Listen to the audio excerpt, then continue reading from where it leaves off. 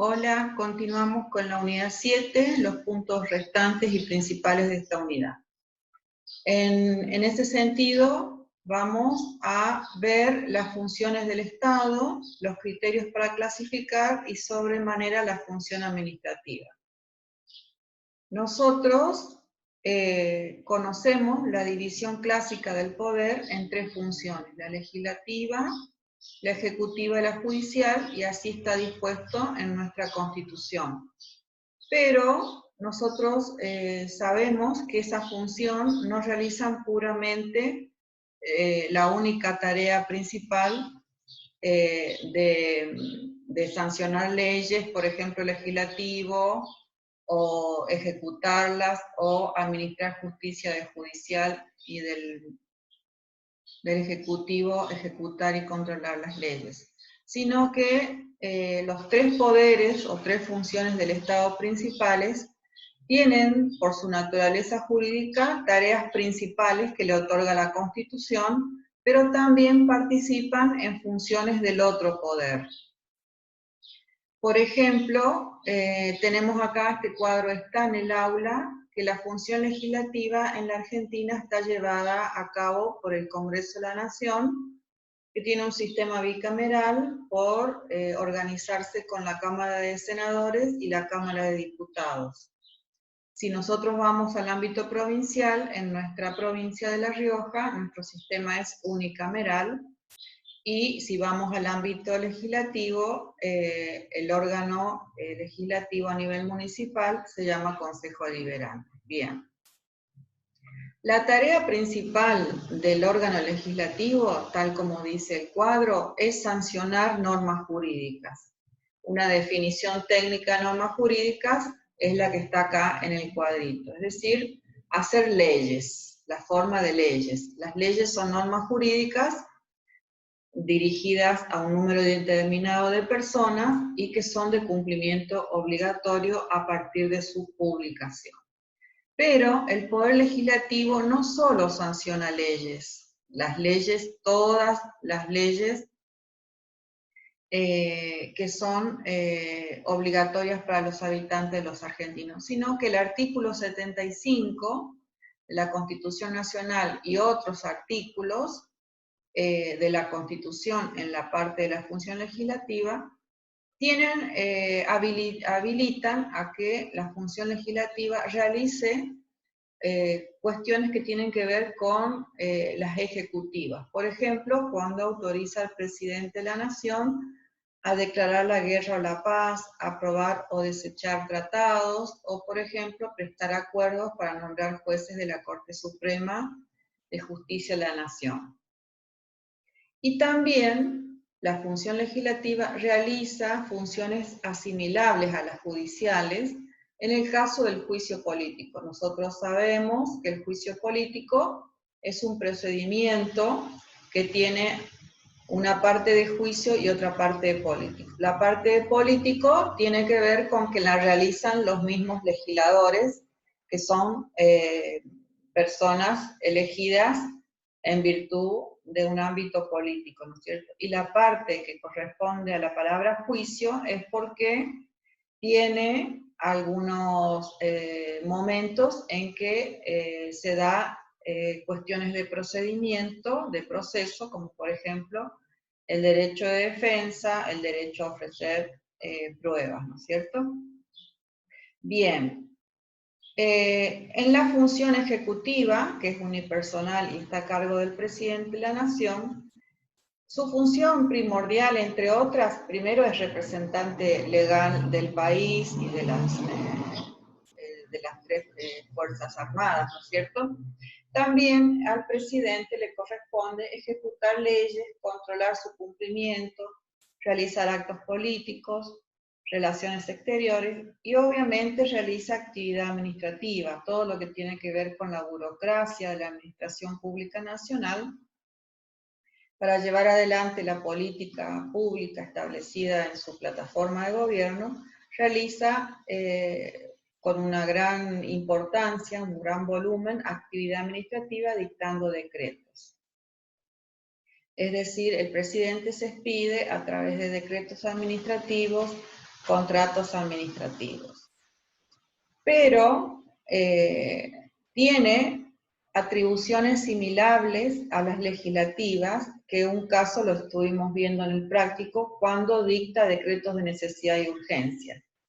Los decretos de necesidad y urgencia, conforme lo establece la Constitución, son normas de aplicación obligatoria para todos los habitantes, pero que no emanan del órgano natural del gobierno, que sería el Congreso, sino que emanan del Ejecutivo, que regula una situación excepcional que hace imposible por el tiempo que incurriría hacer una ley con la Cámara de Origen y la Cámara Revisora, si fuera un periodo ordinario, llevaría demasiado tiempo, y la urgencia de las circunstancias ameriten que asuma el presidente una función legislativa, que es lo que sucedió ahora con la cuarentena o aislamiento social obligatorio, ¿no es cierto?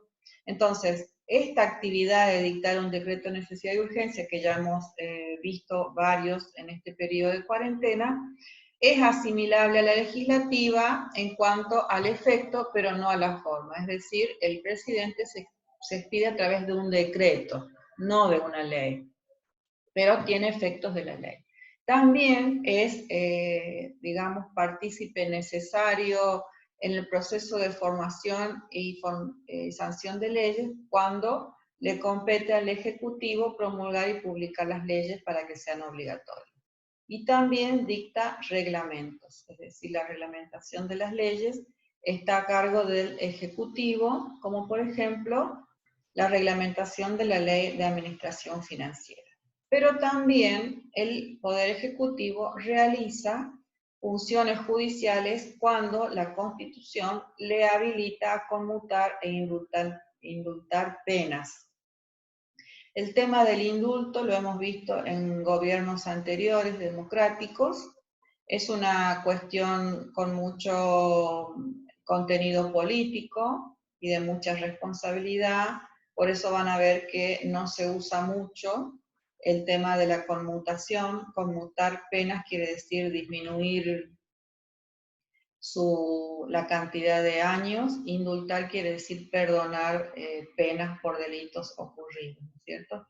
También, como vimos, uno de los efectos cuando vimos el práctico 1, respecto al estado de sitio, puede arrestar a personas durante el estado de sitio si éstas no prefiriesen irse del país, ¿no es cierto? Por cuando estuviera en suspenso, por supuesto, los poderes que tienen competencia para ello. Bien, aquí vemos, como ya lo hemos dicho antes, la forma de manifestarse del presidente es a través de decretos administrativos, que no son con los mismos efectos que los decretos de necesidad y urgencia. Los decretos administrativos tienen que ver con parte del procedimiento administrativo para llevar adelante un expediente en la administración pública, ¿no es cierto? Y también los contratos administrativos, en virtud que al ser el representante legal de la administración pública es quien rubrica, quien firma los contratos por los cuales se compromete el Estado. Tal como habíamos visto cuando les expliqué competencia, él representa al Estado nacional, por lo tanto, todo lo que firme el presidente se imputa al Estado nacional. Después tenemos el Poder Judicial, que está representado por la Corte Suprema de Justicia de la Nación como órgano máximo, y los jueces inferiores. La tarea principal de este poder es administrar justicia a través, ¿no es cierto?, de sentencias y fallos judiciales.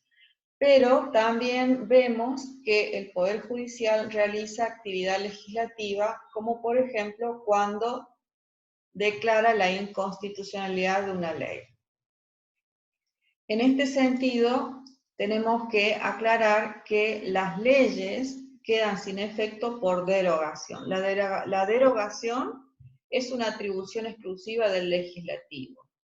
La diferencia con la declaración de inconstitucionalidad es que la derogación deja sin efecto una ley para todos los habitantes, y la declaración de inconstitucionalidad de una ley deja sin efecto solamente para la parte que la ha solicitado en juicio. Esa es la diferencia entre la actividad legislativa, que es propia del Poder Legislativo de derogar leyes, y el Poder Judicial se involucra en la actividad legislativa cuando, presentado un caso, ¿no es cierto?, un proceso judicial, una parte pide que determinada ley en un caso concreto que se le presenta, se le declare inconstitucional.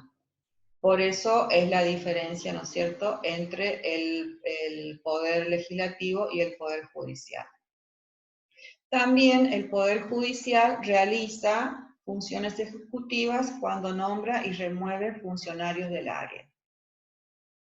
Con respecto a esta actividad de nombrar y remover funcionarios, es donde nosotros podemos ver que en cualquier organismo del Estado público, las personas que estén a cargo de organismos tienen algunos, por su jerarquía, la facultad de nombrar y remover empleados o agentes públicos. Entonces, esta facultad no solo la realiza el judicial como ejemplo de ejecutiva, sino que también se realiza en el Poder Legislativo y obviamente en el Poder Judicial. Bien, nosotros tenemos que pensar entonces dónde la incluimos a la función administrativa, ¿no es cierto? Porque vemos que cada una de las partes del poder tiene una función específica. Bueno, podemos decir que la función administrativa es transversal a los tres poderes, ¿no es cierto? No tiene un contenido único, pero mayormente se realiza en el Poder Ejecutivo. ¿Por qué no tiene un contenido único? Porque acá en los ejemplos que nosotros vemos, se puede realizar, y como vimos anteriormente en el otro cuadro, función administrativa en diversos órganos del Estado que no necesariamente son la administración central. Por ejemplo, si yo voy a inscribir una persona recién nacida al registro civil, eso es estar haciendo función administrativa. La función administrativa es toda la actividad desplegada por los órganos públicos para la ejecución de los cometidos estatales. O sea, la función del Estado principal es el bien común, el bienestar general. ¿Cómo se hace efectiva la función del Estado? A través de la burocracia administrativa, que la conocemos así, el conjunto de actos que hacen, digamos, al ejercicio de esta función, a través de hechos, actos, contratos, reglamentos administrativos, todo tendiente a la satisfacción del bien común. Por ejemplo, si yo voy al registro de la propiedad inmobiliaria a inscribir un bien a mi nombre, estoy realizando función administrativa. Si yo voy al registro automotor a registrar mi automóvil, estoy realizando función administrativa. O sea, ese órgano que forma parte del Estado está realizando función administrativa. Si yo, como dice el ejemplo acá, voy a inscribir una sociedad comercial en el registro público de comercio, estoy realizando función administrativa. Es decir, lo que hay que tener en cuenta con estos ejemplos que yo voy poniendo acá es que si yo comparo la función primordial del legislativo, que es sancionar leyes, y la del judicial, dictar fallos, nosotros vemos que todo el cúmulo de actividades que realiza el Estado, que no sean legislativa o judicial, son administrativas. Después tengo el otro ejemplo, sancionar a un empleado público, no estoy hablando de la parte privada, estoy hablando de la parte pública. Cuando se sanciona a un empleado público, la función administrativa me dice que previamente yo debo realizarle un sumario para comprobar los hechos y para verificar que el empleado haya estado involucrado en un grado de culpabilidad con ese hecho que se le imputa. Entonces, eso también es función administrativa. Que la función administrativa tenga como consecuencia una posterior función judicial, por supuesto que es posible. Si yo cuando sanciono a este empleado se comprueba de que ha cometido un delito, supónganse sustracción de elementos. Supóngase que un empleado robó alcohol en gel de la farmacia del hospital. Bueno, el robo es un delito tipificado por el Código Penal. Primero, en la parte administrativa se le hará un sumario, se probará que es culpable y después de ahí, con ese sumario, se lo denuncia al empleado en la faz penal, ¿no es cierto? Son dos ámbitos diferentes. Muchas cuestiones tienen que ver con la relación que hay entre los poderes, ¿no es cierto? Después, otro ejemplo que tenemos es la de realizar una auditoría. ¿Qué es una auditoría? Es una investigación pormenorizada que se hace en un determinado establecimiento público para conocer si han funcionado legalmente, si se han cumplido sus objetivos de manera ordenada, para descubrir si no hay algún delito contra la administración pública, ¿no es cierto? Después, otra actividad que normalmente se hace y es, digamos, periódica en la administración pública es compras para stock. Acá le puse, por ejemplo, luminarias, que serían las que se cambian en las calles. También yo, en este caso de pandemia, yo podría tener compras para stock de alcohol, compras para stock de barbijos, de sábanas, de cama, de respiradores. Tiene que ver todo con la función administrativa. Ustedes siempre vayan pensando que estos ejemplos yo tengo que ir pensando que no es una actividad legislativa porque no estoy haciendo leyes y tampoco es una actividad judicial. Después tengo el otro ejemplo, designar un empleado. Bueno, nosotros, como dije recién, en cualquiera de las tres funciones del Estado yo designo empleados, ¿no es cierto? No es ni una actividad legislativa ni es una actividad judicial. Bien, ¿cuáles son los criterios para clasificar, ¿no es cierto?, cuándo una actividad es función administrativa y cuándo no? Bueno, hay una diferencia de criterios en nación y en provincia. En nación, que es este cuadrito celeste, tienen un criterio diferente a este cuadrito blanco que es la provincia de La Rioja. En nación, para saber si un órgano realiza función administrativa, ellos tienen en cuenta la distribución de la Constitución. El criterio orgánico subjetivo dice que solo hay función legislativa en el Poder Legislativo, solo función judicial en el Judicial y función administrativa en el Poder Ejecutivo. Y dicen, esto último, que sostienen que es el único que dicta actos administrativos. Ellos entonces tienen en cuenta el órgano que dicta el acto, no tienen en cuenta el contenido como si lo tiene en cuenta el criterio de La Rioja.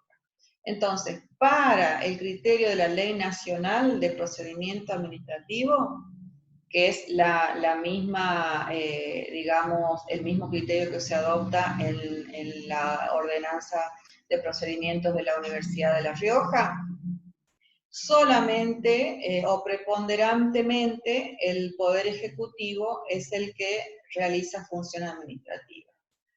Para el criterio de la Ley de Procedimientos de La Rioja, tiene en cuenta el contenido, por eso el criterio se llama objetivo, funcional o material. ¿Qué tiene que ver esto? Y esto es más claro, porque en La Rioja establece que cada vez que un órgano del Estado o un órgano de derecho público, un ente público no estatal, realice actividad materialmente administrativa, se puede dar en los tres poderes del Estado. Por eso hicimos el caso de aquí en este cuadro, cuando el poder judicial nombraba y removía funcionarios de su área, hace actividad ejecutiva, es decir, de la función administrativa, porque requiere del dictado de un acto administrativo, en el caso del Poder Judicial, de una acordada, ¿no es cierto? Entonces, acá, en el criterio de La Rioja, toda la Ley de Procedimiento Administrativo, el artículo 1, dice que toda la actividad materialmente administrativa la puede realizar cualquiera de los tres poderes del Estado, como así también la que le hubieran delegado a determinados entes públicos no estatales, como por ejemplo el Consejo Profesional de Ciencias Económicas. Entonces, el criterio subjetivo orgánico tiene la idea de que cada poder hace lo suyo y que el único que dicta actos administrativos, decretos, es la función ejecutiva, y ellos dicen que casi toda la función administrativa la despliega el Poder Ejecutivo.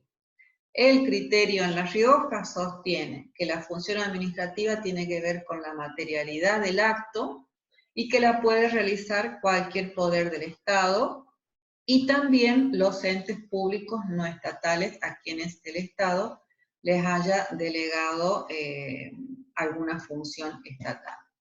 Bien, ahora vamos a la clasificación de la actividad administrativa. Tenemos una clasificación según la naturaleza de la actividad y también podemos clasificarlo según la organización. Según la naturaleza de la actividad tenemos la administración activa, la consultiva y la de control. La administración activa es toda aquella actividad estatal de decisión, la resolutoria, la que toma definiciones sobre lo que se va a hacer. Es siempre en cabeza, ¿no? La actividad administrativa activa siempre va a estar en la cabeza del órgano. Nosotros cuando vimos el organigrama, nosotros podemos ver determinados niveles jerárquicos según las flechitas, ¿no es cierto?, que iban bajando. Bueno, la administración activa tiene que ver con, dentro de las organizaciones, quienes pueden tomar decisiones. Por ejemplo, yo tengo un ejemplo acá que ha subido un alumno de la organización del Ministerio de Economía de la Nación. Bien. Yo sé que la administración activa, obviamente, el ministro de Economía puede tomar decisiones, pero también está compuesto de Secretaría Legal y Administrativa, Secretaría de Hacienda, Secretaría de Política Tributaria, Unidad de Gabinete de Asesores, Secretaría de Política Económica y Secretaría de Finanzas. Nosotros no hemos, yo no los he pedido, no les he pedido que me pongan la competencia de los órganos inferiores, sino de los superiores. Entonces, cuando yo miro dentro de las competencias del ministro de Hacienda, por ejemplo, tengo fijar la política económica del país. Bueno, eso tiene que ver con la administración activa. ¿Quién toma las decisiones? Las decisiones que se toman no son decisiones verbales, siempre se van a traducir en un acto administrativo, ¿no es cierto? Entonces, por eso tenemos acá que es toda la actividad dispuesta por actos administrativos, que la ordenan o emanan generalmente del Poder Ejecutivo o de órganos jerárquicamente inferiores como secretarios, directores generales. Por supuesto que esta administración va a estar ejercida, si así se lo permite, la ley que le atribuye competencia. Bien, ¿qué ejemplos pusimos acá? Bueno, contratar un profesional, hay que dictar un acto administrativo, celebrar un contrato. Cuando se manda a bachear las calles, barrido y limpieza, el control de seguridad e higiene comercial, las compras de útiles de escritorio, mantenimiento de plazas, parques, todo eso, toda esa actividad que algunos son hechos, por ejemplo, el barrido y limpieza de las calles o el bacheo, son hechos administrativos, pero esos hechos administrativos están precedidos de un acto administrativo, o sea, nadie sale a la mañana, supónganse que yo estoy en el municipio, en la Secretaría de Obras Públicas. Nadie sale a la mañana, llega y agarra un camión con asfalto y va caminando por las calles y llenando baches. la actividad de bacheo, o la actividad de barrio de limpieza o de recolección de residuos, más allá que constituyen un hecho, porque es una actividad, una acción, como si yo voy y cambio un foquito de una luminaria de una avenida, tiene como precedente una decisión administrativa, es decir, hay un decreto, un acto administrativo que mandó previamente a realizar eso con ese orden, ¿no es cierto? O sea, el Estado no actúa dentro de la verbalidad, o sea, no se llega a la mañana y sin un plan o una planilla de distribución de tareas dice, bueno, salgan a recolectar basura, fíjense en cualquier barrio. No, está distribuido por zonas, por barrios, por horarios. Todos los hechos administrativos, que son los más fáciles que nosotros podemos palpar como ciudadanos, el barrido, la limpieza, el desmalezado, tienen como antecedente ser parte de la función activa, porque previo a que eso ocurra, tuvo que haber una decisión de un funcionario que tiene la competencia para realizar eso. Bien. En cambio, la actividad consultiva tiene que ver con aquellos órganos asesores de la administración activa. Por ejemplo, si yo voy a hacer un llamado a licitación pública para construir un hospital, voy a hacer los pliegos donde voy a poner qué voy a construir, a dónde, en cuánto tiempo lo quiero, cuál es la base que voy a presentar de la oferta. Previo al llamado a licitación, siempre le voy a pedir el asesoramiento a un abogado, ¿no es cierto? Y debido a que eso implica dinero de ejecución presupuestaria, también en ese expediente va a haber un informe de un contador que va a decir si el dinero destinado a esta obra pública se va a sacar de la partida construcción de hospitales, por ejemplo. Entonces, la actividad consultiva tiene que ver con el asesoramiento. Son órganos que coadyuvan a la actividad administrativa activa para que tome las decisiones. Si yo tengo que otorgar subsidios, supóngase por una inundación, previo a decidir, yo soy, supóngase, intendente de una localidad del Chaco, y hubo una inundación que arrasó con 500 familias. Bien. Quiero otorgar subsidios a los damnificados. Bien, ¿qué voy a hacer? ¿Voy a determinar a ciegas darle a los 500 familias un subsidio? No, lo que voy a hacer es solicitar a un trabajador social, a un politólogo, a un terapista ocupacional, que me haga un informe sobre aquellas familias que están realmente damnificadas por ese hecho de la naturaleza, por esa inundación. Entonces, también los informes que arriman profesionales técnicos a un procedimiento administrativo que tiene que ver con una decisión, también tienen que ver con la actividad consultiva. Otro ejemplo puede ser, yo quiero construir un jardín de infante en un barrio, supónganse, nuevo. Voy al barrio, supónganse, Néstor Kirchner 2, y bueno, quiero construir un jardín de infante, porque tengo programado, obviamente van familias nuevas, y quiero saber cuántos niños de 0 a 5 años hay en el barrio que se instala, ¿no es cierto? Entonces mando a una trabajadora social, o a un politólogo, o a alguna profesión afín, a que me haga una estadística para saber si yo voy a tomar la decisión de hacerlo este año, si voy a esperar más, o si voy a dónde exactamente voy a destinar los fondos para construir un jardín de infantes. Todo eso tiene que ver con la administración consultiva, ¿no es cierto? Todos los órganos que apoyan o que asesoran a la administración activa. Después, por último, tengo los órganos de control. Los órganos de control son parte del sistema de contrapesos de los poderes, ¿no es cierto? A nivel nacional tenemos la Sindicatura General de la Nación, la Auditoría General de la Nación, tenemos implementado el Defensor del Pueblo a nivel constitucional, y después hay otros órganos de control, que es la Fiscalía de Investigación Administrativa, la Oficina de Anticorrupción, A niveles provinciales tenemos los tribunales de cuentas y también existen los tribunales de cuentas municipales. Los órganos de control, como dice la palabra, tienen como objeto hacer una revisión previa o posterior o concomitante a la realización de los hechos administrativos. Por ejemplo, siempre cuando se va a realizar un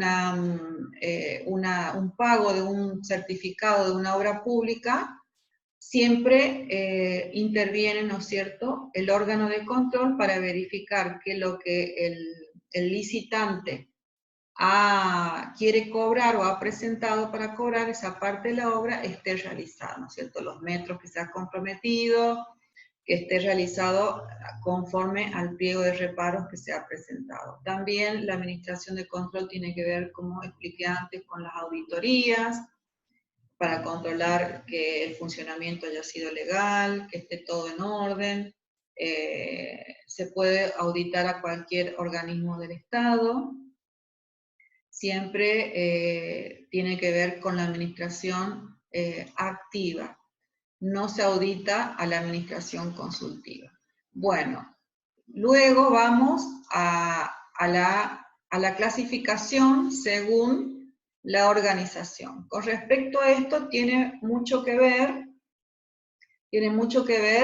el organigrama que ustedes presentaron.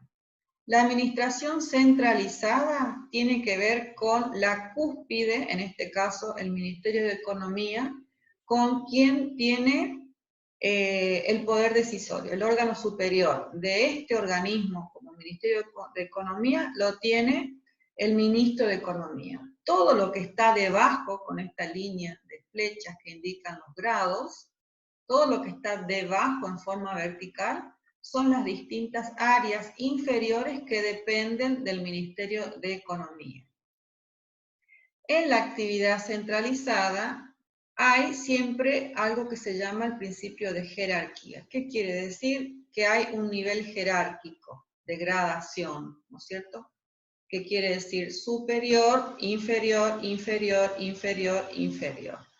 Ese nivel jerárquico se relaciona con algo que vamos a ver más adelante, que es el principio de jerarquía.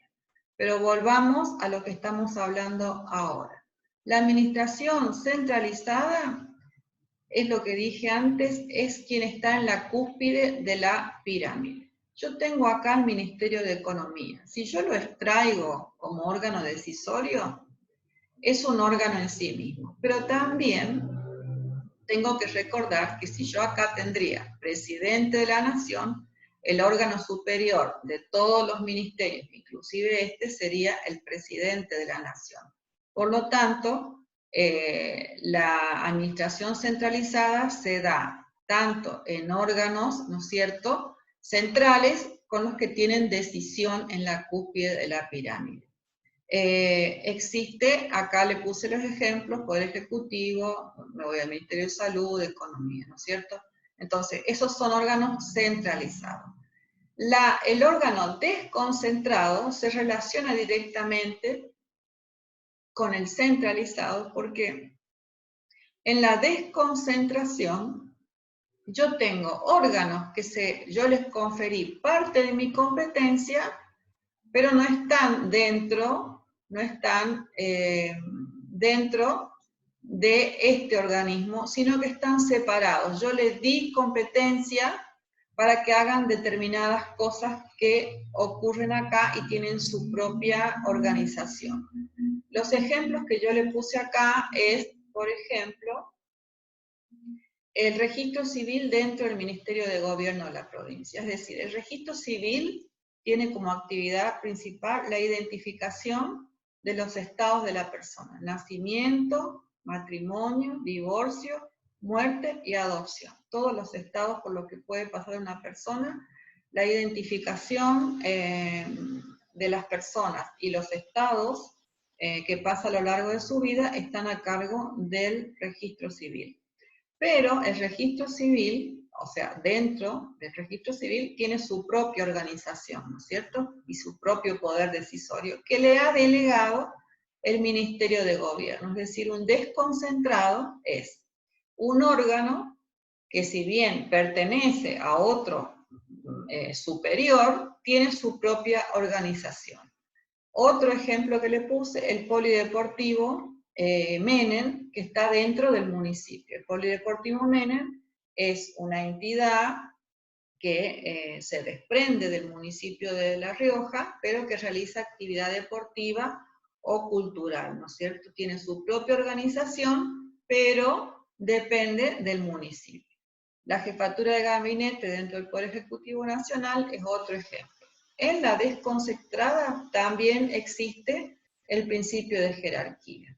Es decir, si yo me imagino, supónganse, la estructura del registro civil, el jefe del registro civil es la autoridad superior del órgano desconcentrado, y a su vez hay órganos que son inferiores al mismo, ¿cierto? Entonces, tanto aquí como aquí existe en los dos el principio de jerarquía. No funciona esto en la actividad descentralizada, que todos confunden la descentralización con la desconcentración. La actividad descentralizada tiene que ver cuando nosotros pensamos o hablamos de entidades autárquicas. Tienen actividades administrativas, pero están separadas de la administración pública central. No pertenecen, como a la administración central, sino que están separadas. ¿Por qué están separadas?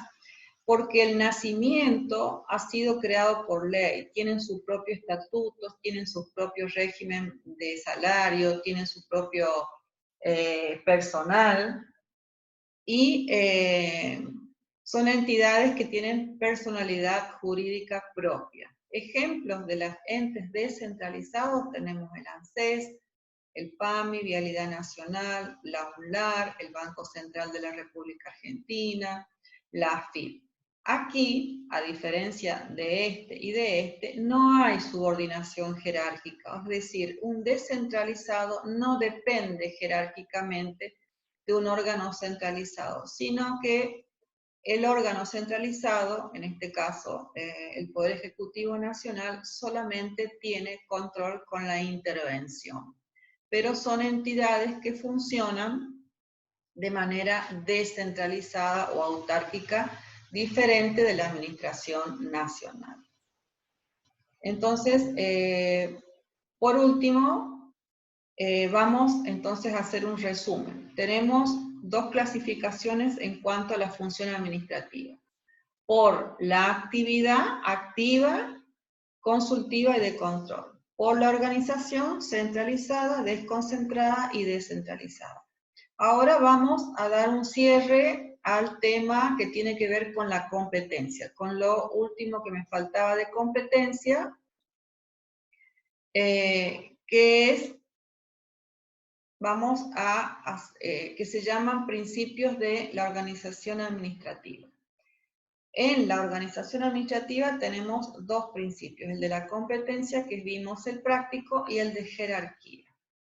El de jerarquía, vamos a explicar primero, tiene mucho que ver con el organigrama. El de jerarquía es ese conjunto de potestades que tiene un órgano superior sobre los órganos inferiores. Ya expliqué anteriormente que las flechas van en sentido vertical para indicar la jerarquía, y cuando tengo cosas en sentido horizontal, por ejemplo, estas secretarías, tenemos que interpretar, cuando vemos así un organigrama, que todas tienen el mismo rango, ¿no es cierto? Eso hay que interpretar de un organigrama, es decir, que el organigrama visualmente nos presenta el principio de jerarquía. Y como yo les pedí la competencia, también tiene que ver con la competencia, pero solamente de la atribución que le ha dado la ley al órgano superior. Más allá que en el manual de funciones o las leyes que rigen el Ministerio de Economía esté explicitado que puede hacer cada partecita. Pero a lo que yo apuntaba con el práctico, como les dije, es a la competencia del órgano, ¿no es cierto? Entonces, tenemos el principio de jerarquía. dice que es una relación interna que vincula. Tiene que ser dentro del mismo órgano. Yo no puedo decir que la Secretaría de Finanzas sea un subordinado del Ministerio de Salud. No. Cuando yo hablo de jerarquía, la jerarquía se da solo dentro del mismo órgano. Es decir, que un empleado, supónganse acá, de a ver, ¿qué dice acá? La Secretaría Legal, no es jerárquicamente subordinado a a una Secretaría Legal que haya en el Ministerio de Obras Públicas, sino que el subordinado es siempre dentro del ente, ¿no es cierto? De tal manera que el Ministro de Economía no tiene poder jerárquico, por ejemplo, sobre, pongamos el ejemplo, del jefe del registro civil de La Rioja, ¿me entienden? Entonces la jerarquía siempre se da dentro de un mismo organismo público, no se da en general para todos. Después, acá está lo que dije antes, tiene la potestad de mando y el órgano inferior el deber de obedecer, es decir, dentro del mismo órgano, si yo constituyo un órgano inferior, el deber es de obediencia. Solamente en la actividad centralizada, desconcentrada y en la delegación se da la jerarquía. No se da, como lo dije anteriormente, en la descentralización.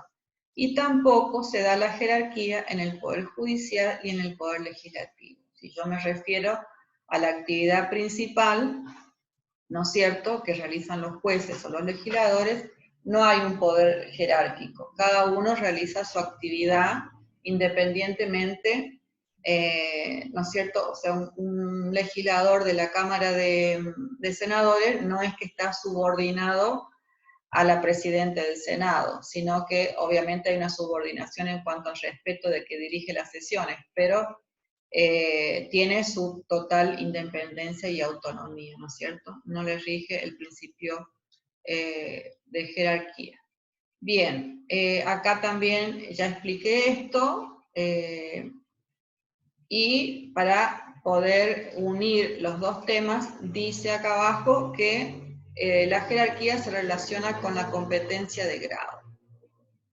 Nosotros recordemos que cuando hicimos el práctico, seguramente habrán leído que la competencia, y en el video anterior que les dije, la competencia se distribuye de tres maneras: la competencia por materia, la competencia por territorio, por tiempo y por grado. Bueno, cuando yo miro la jerarquía, como acá, tiene que ver con la competencia de grado. O sea, en realidad, cuando yo puse, este alumno puso lo que hace el Ministerio de Economía, tiene que ver con lo adjudicado al órgano superior. No me puso lo que hacen los órganos inferiores, más allá que sí esté estipulado en otro lugar de la ley, ¿no es cierto? Entonces, la competencia se distribuye, entonces, de esas cuatro clases, la jerarquía se relaciona mucho con los grados, con la competencia de grado. Vamos ahora a la parte de la competencia que faltó desarrollar, que tiene que ver con los caracteres de la competencia. Nosotros habíamos visto en el apunte los caracteres de la competencia y habíamos visto que la competencia era objetiva, expresa, irrenunciable, de orden público y limitada por los criterios que dije antes. Bien. También otro carácter de la competencia es la indelegabilidad, que significa que la competencia asignada a un órgano no se le puede dar a otro órgano, pero obviamente hay excepciones a esa competencia, como por ejemplo la delegación y la avocación, que son dos términos administrativos. La delegación es cuando el órgano superior le transfiere parte de su competencia a un órgano inferior. Es por un tiempo determinado, es expresa, y el ejemplo que puse, un ministro a un secretario. Por ejemplo, vamos al organigrama de acá, es cuando el ministro de Economía le transfiere a la Secretaría de Hacienda que se ocupe todo lo que tenga que ver, supónganse, con los ingresos públicos, ¿no es cierto? y a la Secretaría de Política Tributaria todo lo que tiene que ver con la cuestión de los tributos federales o de los ingresos federales. Entonces, la delegación es, estas flechitas que yo voy dibujando acá, indican que el órgano superior, el ministro de Economía, le delegó a tal organismo, dentro de su mismo ministerio, una función, por un tiempo determinado, obviamente, y específicamente. Esta oficina no hace lo mismo que esta, por eso es expresa. ¿Qué le delegó a esta? ¿Qué le delegó a esta? ¿Qué le delegó a esta? Bien, vamos ahora a la que cuesta más entender, que es la avocación. La avocación es a la inversa. Acá el órgano superior le saca, toma, dice acá en rojo, toma la competencia que normalmente le corresponde al inferior. Si vemos acá el cuadrito, cuando, supónganse que al ministro Guzmán tomaría algo que le corresponde al secretario de Finanzas, la hace él. O sea, cuando un órgano superior aboca a un inferior, lo puede hacer obviamente siempre dentro de su organización, donde él es superior, por un tiempo determinado, pero la competencia en realidad le corresponde a este órgano, solo que por determinados asuntos la asume por un tiempo en forma transitoria el órgano superior. Pero hay límites a esto. ¿Cuáles son los límites?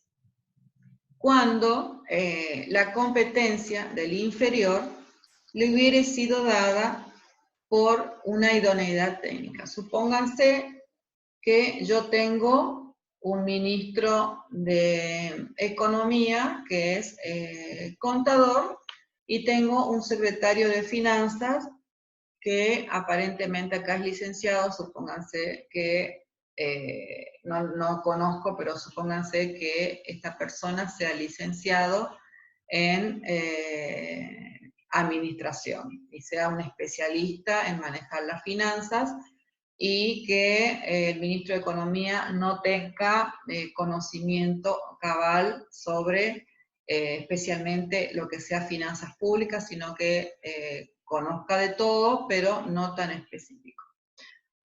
O para hacerlo más claro, vamos a la parte legal. Supónganse que obviamente el ministro de Economía sea doctor en Economía y que acá en la Secretaría Legal y Administrativa hay un abogado. O sea, el ministro de Economía no podría nunca abocar competencia de dictar un dictamen letrado, jurídico, a un abogado, porque la competencia al abogado le ha sido dada por su idoneidad jurídica. Entonces, un licenciado en economía o un contador no podría abocarse acá. Y supónganse en el ejemplo que sí podría abocarse a la Secretaría de Hacienda. Es decir, uno de los límites es que el inferior tenga una idoneidad técnica que no la tenga superior. O sea, ahí no podría abocarse. El otro límite es cuando, en virtud de la relación jerárquica,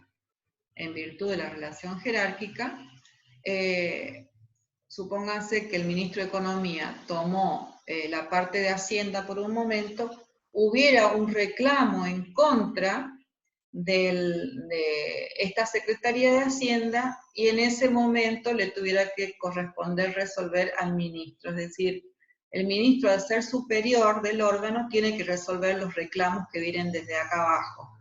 Entonces, si él está abocado acá y le corresponde por su grado solucionar los reclamos o controversias que se susciten contra este secretario, tampoco podría intervenir porque en este caso, supónganse que el ministro está acá, no puede ser juez y parte, en este caso es parte, y tampoco él a sí mismo juzgarse su actividad, ¿no es cierto?, cuando tomó el cargo que correspondía al inferior. Bueno, espero que les haya quedado claro. Si tuvieran alguna duda, me escriben por el foro o por mensajes privados. Acá le daríamos finalización a la unidad 7 con todos estos temas importantes.